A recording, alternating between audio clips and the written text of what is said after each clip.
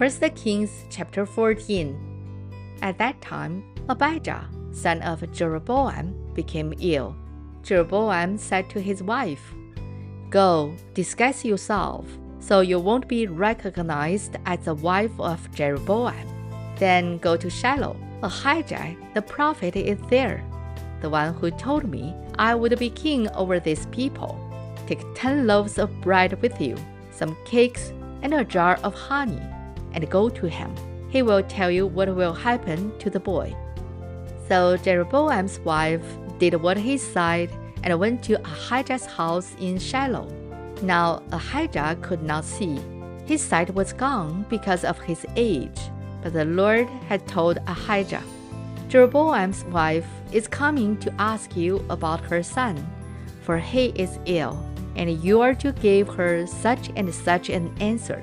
When she arrives, she will pretend to be someone else." So when Ahijah heard the sound of her footsteps at the door, he said, "Come in, wife of Jeroboam. Why this pretense? I have been sent to you with bad news. Go, tell Jeroboam that this is what the Lord, the God of Israel, says. I raised you up from among the people and made you a leader over my people Israel. I turned the kingdom away from the house of David and gave it to you. But you have not been like my servant David, who kept my commands and followed me with all his heart, doing only what was right in my eyes. You have done more evil than all who lived before you. You have made for yourself other gods, idols made of metal. You have provoked me to anger and thrust me behind your back. Because of this, I am going to bring disaster on the house of Jeroboam. I will cut off from Jeroboam every last male in Israel, slave or free. I'll burn up the house of Jeroboam as one burns down until it is all gone. Dogs will eat those belonging to Jeroboam who die in the city, and the birds of the air will feed on those who die in the country. The Lord has spoken. As for you, go back home. When you set foot in your city, the boy will die. All Israel will mourn for him and bury him. He is the only one belonging to Jeroboam who will be buried, because he is the only one in the house of Jeroboam in whom the Lord, the God of Israel, has found anything good. The Lord will raise up for himself a king over Israel who will cut off the family of Jeroboam. This is the day. What? Yes, even now.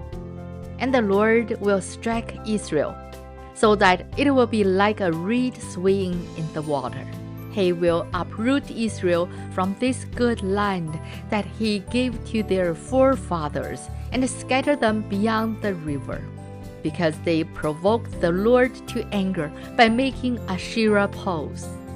And he will give Israel up because of the sins Jeroboam has committed and has caused Israel to commit. Then Jeroboam's wife got up and left and went to Tirzah. As soon as she stepped over the threshold of the house, the boy died. They buried him, and all Israel mourned for him. And the Lord had said through his servant, the prophet Ahijah, the other events of Jeroboam's reign, his words and how he ruled, are written in the book of the annals of the kings of Israel. He reigned for 22 years and then rested with his fathers, and Nadab his son succeeded him as king. Rehoboam, son of Solomon, was king in Judah. He was 41 years old when he became king, and he reigned 17 years in Jerusalem, the city the Lord had chosen out of all the tribes of Israel, in which to put his name. His mother's name was Naamah. He was an Ammonite.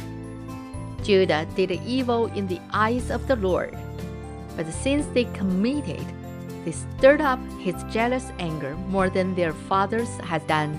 They also set up for themselves high places, sacred stones, and Asherah poles on every high hill and under every spreading tree. There were even male shrine prostitutes in the land. The people engaged in all the detestable practices of the nations the Lord had driven out before the Israelites. In the 5th year of King Rehoboam, Shishak, king of Egypt, attacked Jerusalem. He carried off the treasures of the temple of the Lord and the treasures of the royal palace. He took everything, including all the gold shields Solomon had made. So King Rehoboam made bronze shields to replace them and assigned these to the commanders of the guard on duty at the entrance to the royal palace. Whenever the king went to the Lord's temple, the guards bore the shields, and afterward they returned them to the guard room. As for the other events of Rehoboam's reign and all he did, are they not written in the book of the annals of the kings of Judah? There was continual warfare between Rehoboam and Jeroboam, and Rehoboam rested with his fathers and was buried with them in the city of David. His mother's name was Naamah. She was an Ammonite, and Abijah, his son, succeeded him as king. This is the end of 1 Kings chapter 14. 神的话语要昼夜思想，雨恩读经频道期待与您下次再见。